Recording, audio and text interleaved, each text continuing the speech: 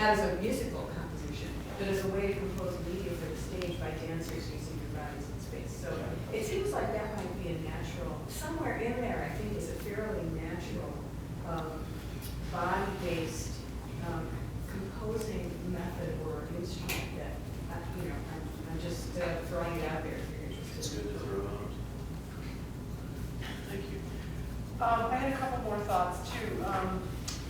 Along the lines of what you're talking about, what about like motion capture? It could be really interesting to have yourself all geared up, do all of your gestural stuff, and then take that data that comes from that and translate it into something else. That could be really cool. And that's kind of a thing to think about. Like when you think about other visual languages, like connotation languages like ASL or semaphore or dance notation, all of these are perfectly designed to be potentially translatable through motion capture into music, into images. I mean, it could be really an interesting direction. And that doesn't mean that you have to become an expert in motion capture programming or anything. Get collaborators, you know what I mean? Like, you don't have to be the expert in everything. You just have to be there to give the material. And then another quick thought I had, maybe looking at the history of electronic music. The way people thought about the composition of music was so radically different if you're talking about inputting data and then seeing what happens and the music is revealed, you know.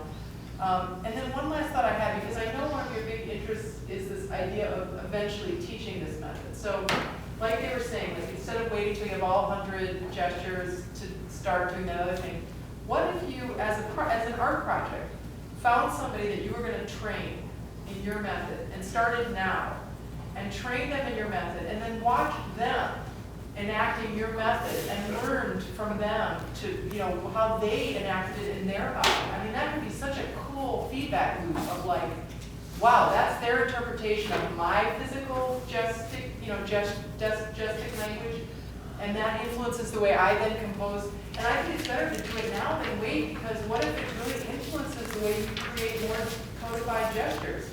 I mean, it could change, it could radically change, you know, the way you're doing it. So I think that would be a really pretty great project to take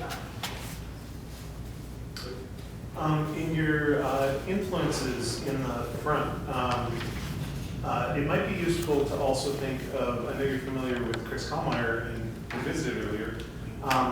When I was sitting and listening to all this stuff, it just seemed like there was a really strong connection between a lot of the stuff you're doing and some of the stuff he's doing. So I would just, I would just say take another look at that and think of yourself in relation to a practice like that as a potential grounding. Yeah, I was just going to jump on what Jenny was saying. Like, in terms of if you're interested in teaching systems, I mean, there's so many nice ways of sketching out whether they're instructables or a short video series where one gesture a day, you're putting something up, so you're testing and asking people to do a gesture and submit it. Like there was a website called Learning to Love You More where people would put up essentially instructions that people would submit their responses to them. The teaching as a practice, I think it could be very, very productive.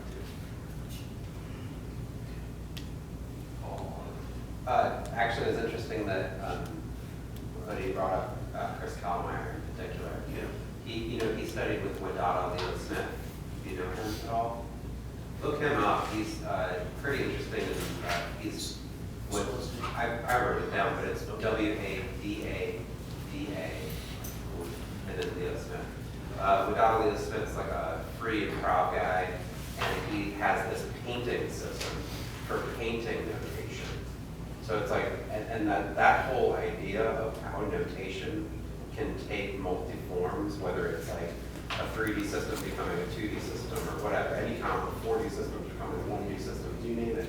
I'd have to say, I mean, I know you talked to him, but just to make sure I really poke at this, Jeff really is a great person to talk to about notation systems in all forms. It's like, it's how a lot of his work is organized. And so I think that if we could really continue having conversations with him. But Wadada Leo Smith, what are you looking up? Yeah, so I also am really interested in like the gesture quality of of what you're doing. I would love to see it at some point. But kind of going on another vein, I'm wondering about, and maybe it's a point of clarification, I'm not sure if I just don't know, like, what is it that you're conducting?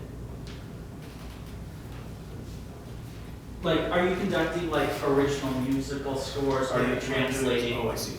I'm just compositions that can't be really written down, they're in my head. Uh-huh. And usually I have a pattern in my head, and that's how I conduct, that's how I do compositions. I mean, I've got like 50 or 60 of them, and they're all like that. They're all memorized or internalized, I guess. So you're a composer and conductor? Yes, yes. Okay, yes. that seems like much richer to me and like kind of really interesting. There's maybe only one or two that have a specific set of instructions, but everything else is all par for the course, I guess.